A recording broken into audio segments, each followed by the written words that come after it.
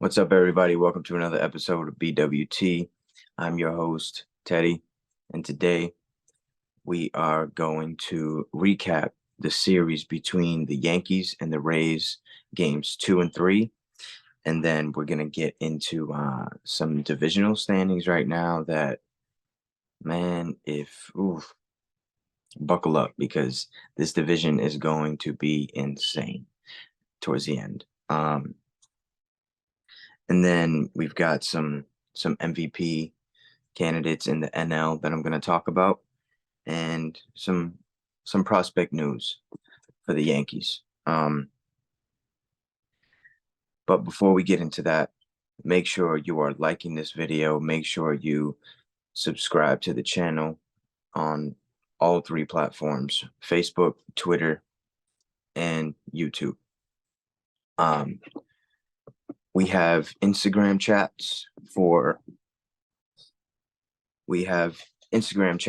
that are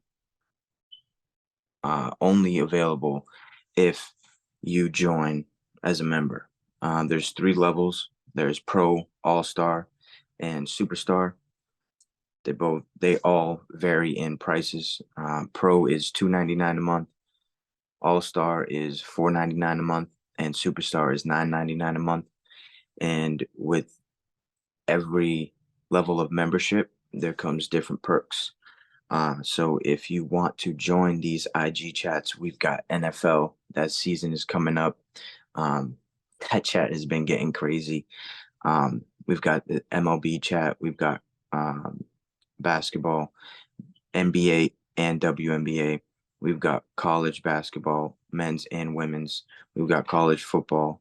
We've got a combat chat, which is a combination of boxing, UFC, mixed in with some WWE news.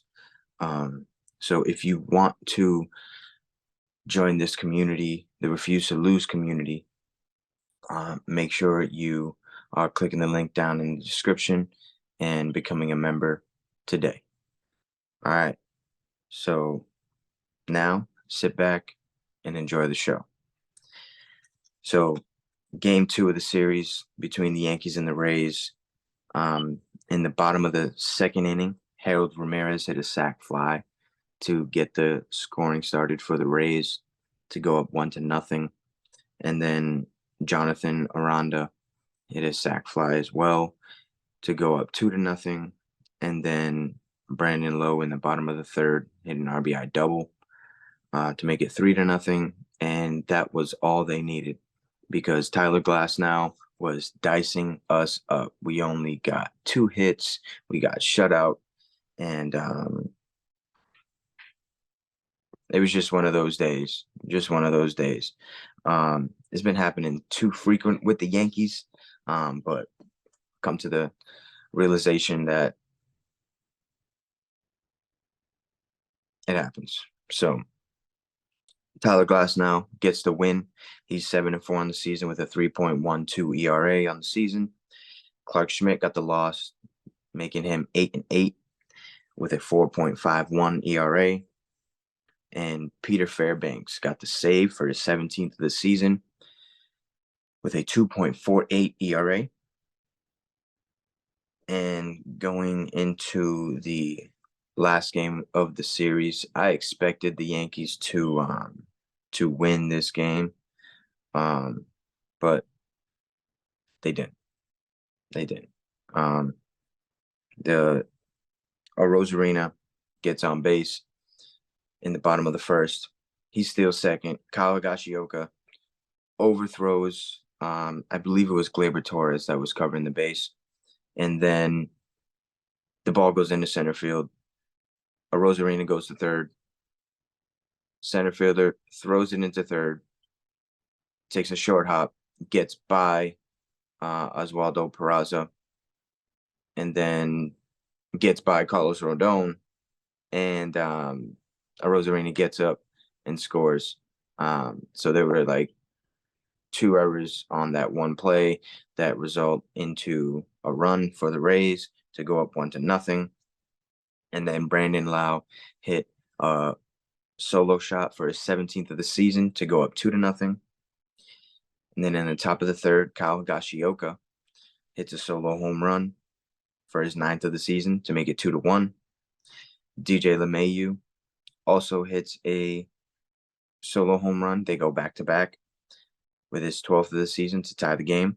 And then in the top of the fourth, Anthony Volpe hits a 2-run home run for his 18th of the season to make it 4-2. And in the bottom of the sixth, sorry, Harold Ramirez gets an RBI single to tie up the game at 4-4. Brandon Lowe hit a 2-run single to make it 6-4. And then Brandon Lowe hit an RBI double to make it 7-4. So Brandon had himself a day.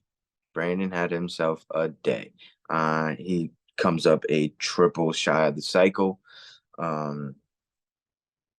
He's not really that fast, so he would have had to had the ball bounce in a crazy fashion for him to pull that off. I'm glad it didn't happen against the Yankees, but in this game, the benches cleared twice.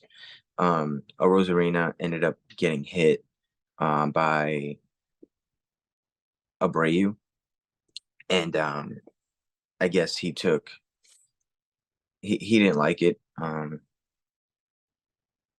mean, it's what the Rays get, especially a Rosarina with the whole like stopping at third base while he hits a home run, doing this, looking at his third base coach. It's like, dude, if you're gonna do that, that shows. I get it. You gotta let the kids play. You gotta bring some flair into the game, but you still gotta respect the game at the same time. Um, I still play myself, man, and I'm all for pimping home runs and doing all that. But when you're running the bases, dude, just put your head down, run the bases, act like you've been there before. Like this is not your first home run that you've ever hit. I would understand if it was, but it's not. Um, and then after a Rosarina got hit, uh, bench is cleared, right? And then nothing happened. Everybody goes back to the benches. He steals second, and then he steals third, and his helmet came off while he was stealing third. And of course, when he is going to pick up his helmet, he's talking trash. He's basically saying like, "Yo, you guys can't get me." I get it. I'm a base stealer myself. I was a base stealer myself. I'm not now. The knee does not cooperate with that. But I mean, it's always fun stealing bases. It's an exciting part of the game. Um, so I get why he was talking trash, but Abreu didn't take kind to it, and then they started just going back and forth, and the bench is cleared again.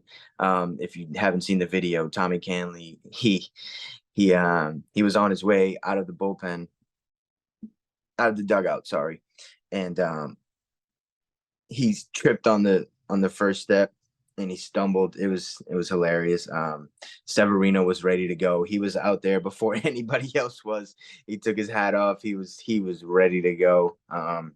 Always love seeing um, benches clear because you really see who's got your back. To especially like the pitchers, man. When you see these guys running in from the bullpen out in the outfield, that is hilarious.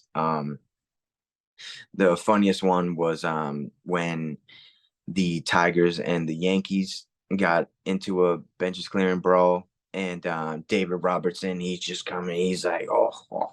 It just looks hilarious, man. And then that happened. No punches were thrown or anything like that. Just a lot of chit chat. And then after the game, Brandon Lowe, he's getting interviewed, and the person asked him, and he was like, "Oh, what do you say about that?" And he basically threw shade at the Yankees, saying that, "Oh, they're a last place team and we're a first place team. They're not playing for anything. Blah blah blah." I get it. I get it. I get it, man. And I'm letting everybody know now, get your shots in while you can because the Yankees are not going to be this bad. The Yankees are not going to be this bad for a long time, man. Um, this is a one-time thing. It hasn't happened like this since like the 80s, you know? And it's just it's funny to me how you can win the division and then just have this type of season. Um, so everybody get your hits in. All all you fans, like I get it. Everyone is happy when the Yankees lose. It's funny. But nobody says a damn thing when the Yankees win. It's always, oh, you guys paid your play, you guys paid your way to this, but shut up, man. I'm tired of it. Everybody pays their players. This is what Major League Sports is about. You pay the guys to come out here and perform well. And the Yankees aren't doing that right now. Aaron Judge, he missed a good portion of the season after signing that $360 million contract. And I mean, if he didn't get hurt, he would be on pace for another 60 home run season and definitely in the running for MVP. Like I said before he had gotten injured, Judge was the only guy in the American League that can make a case against Otani for AL MVP. And right now, Judge has 29 home runs, right? That is fifth best in the American League. And the dude missed 2 months of baseball. That just goes to show you how great Aaron Judge is as a hitter, as a and as an all around player. Because we got into this discussion the other day in the Nat series. Javon questioned um, Aaron Judge being elite, and then the next game he hit 3 home runs. He was throwing people out all weekend against his team, the Nationals. So I mean, Aaron Judge right now is my favorite player on the Yankees. And I'm probably not the only one to say that. But the dude he's a stud. He's well worth that contract that he got. Um, some people can say, "Oh, he's gonna rot here," blah blah blah, no, or Mike Trout effect or something like that. No, no, you can't compare the Yankees to the Angels. All right, the Angels went out and so it's hilarious. They went out and got tons of guys at the trade deadline to make a playoff push, right? And yesterday, what did they do? They put all of those guys that they went out and traded for, like Lucas Giolito, Hunter Renfroe, Randall Grichuk. There's other guys too. And they put them on waivers for any team to go sign them. It's like why? Why even go out and try to get these guys if you is that Angels organization is it's troublesome over there. Um it really is. But speaking of waivers, Harrison Beta, thank you for your time patrolling the center field. But we Yankees put him out on waivers yesterday. Hopefully he gets signed by another team. It's kind of messed up how he found out. He was just watching TV before the game started, and he saw it on the little ticker on ESPN, and that's how he found out. He said that it's a business, and he understands that, and he's just going to stay by his phone um, for the next couple of days. He's been terrible offensively. He is not it offensively, but defensively, he's a gem. He can play a center fielder with the best of them. But that makes room for the Martian, Jason Dominguez. You know, um, one of our top prospects in the organization. Um, so far, he played his first series down in AAA. He went 11 for 23. That's good enough for a 478 average. He got um, one triple, 10 RBIs, two doubles, four runs, four walks, with two strikeouts and one stolen base while patrolling center field. Switch hitting guy. He has tremendous pop. He's got a plus arm. He's got good range out there in center. So I think that the Yankees are going to bring him up sometime in September. If you didn't see the interview between Talking Yanks and um, and Aaron Boone. Talking Yanks is from John Boy Media. If you're a Yankee fan, you know them. So I don't have to go into depth about them. But they do an interview with Aaron Boone almost every week, sometimes even two times a week. But they asked them, they were like, "Hey, will we see Dominguez anytime in September?" And Aaron Boone just he laughed, he smirked. So I think it's gonna happen. He's been playing very well this season in the minor leagues. Uh, so I hope that they just give him a chance just to see what he's got in the last month of the season, because right now, man, I've been saying that there's hope and all that, but I've come to the realization that it hurts me to say this, but the season's over. Season is over.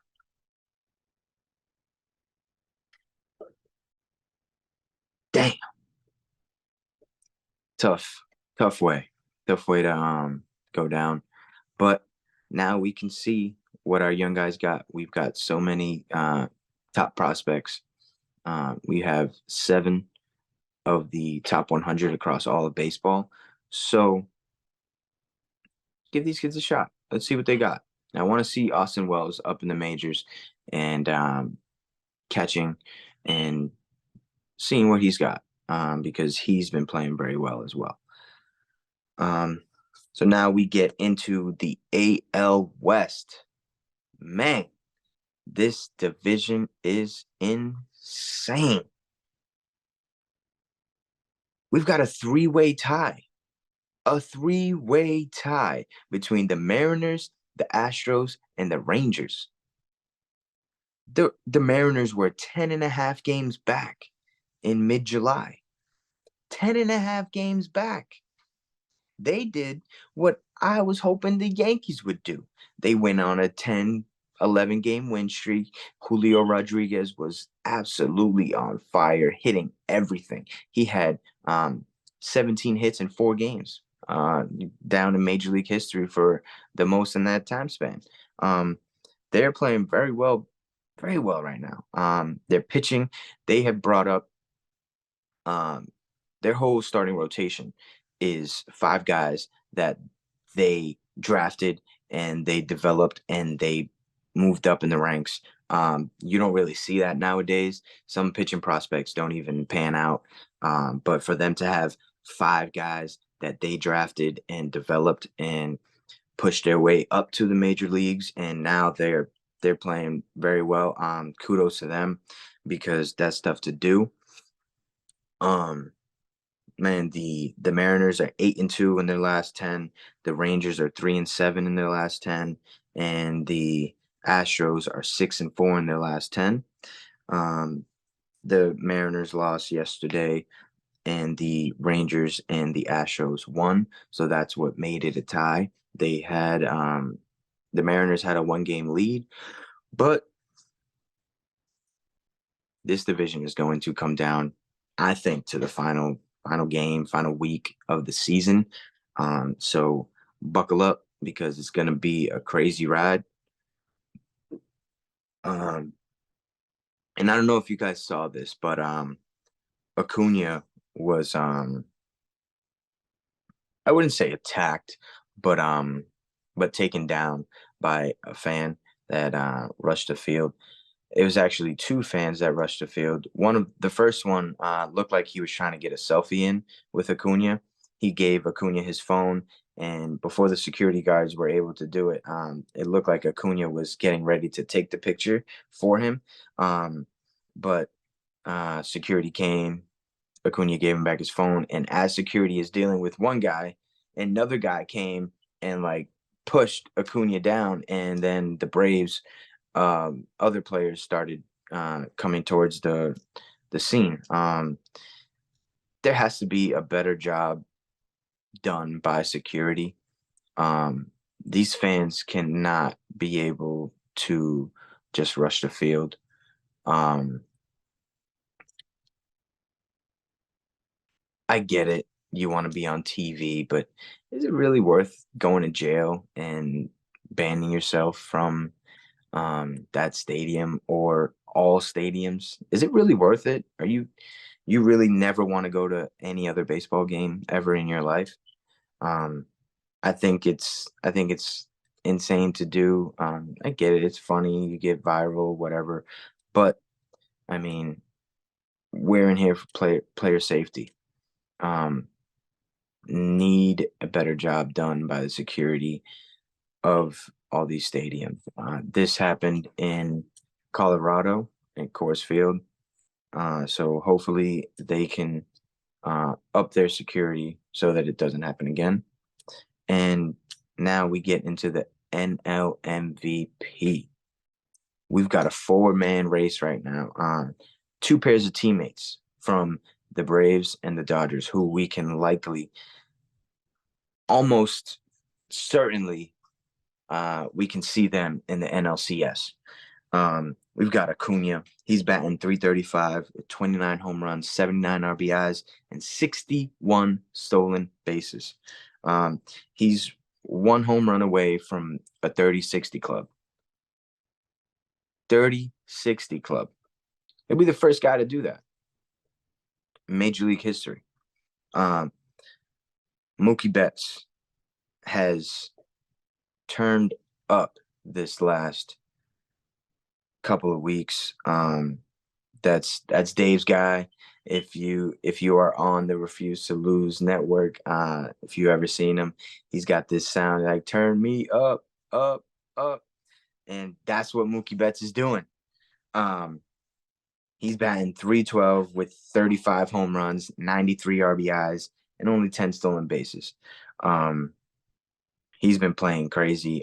He came back to Boston last weekend, and his last game, he hit a home run over the fence, over the Green Monster, just like his old days. He had, I believe it was 4 or 5 hits in that series finale. And then we've got his teammate, Freddie Freeman. He's batting 340 with 24 home runs, 87 RBIs, and 17 stolen bases.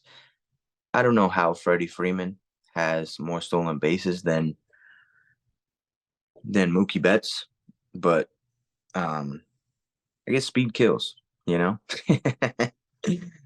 So that's that. And then we've got Matt Olson. He is batting 272 with 43 home runs, 112 RBIs, and only one stolen base. A stolen base for a first baseman is really not a category that they look at. So that one, I mean, but Freddie Freeman's got 17 and they both play the same position. So you might look at that and say, all right, maybe. But man, I've been saying it all season. Acuna has been running away with this MVP, but Mookie and Freddie and Olsen are really starting to make a case for themselves going down to the last month of the season. So it's going to be very interesting. Mookie Betts actually, if you guys like to bet, Mookie Betts is actually the favorite right now to win the NL MVP. It's been Acuna all year, but that's changed. Acuna is now plus money. So if you like Acuna, get on your betting apps and put that bet in for Acuna to win NL MVP because you will make a good amount of money.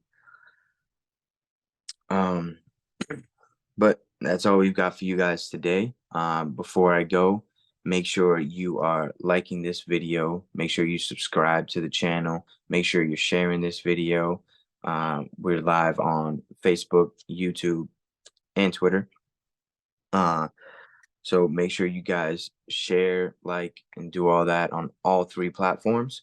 The Refuse to Lose Network has 4 shows. There's the main show, which is Refuse to Lose, and then you've got BWT with me, and then you have CTC with Carl Talking College.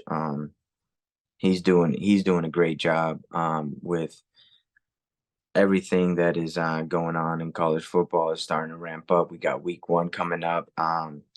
He's been putting his head down and working. And then we've got FFC with Coach Coons, fantasy football with Coach Coons. If you need any fantasy help, make sure you tune in because Coach knows what he's talking about. He's giving you insider information. And then for the Refuse to Lose guys, Dave, Tomo, and Joe, man, they just had a wild show. The NFC East panel. If you haven't watched it, make sure you watch it because that was, oh boy, that was an intense conversation that they had. But yeah, that's all we've got for you guys today. Peace.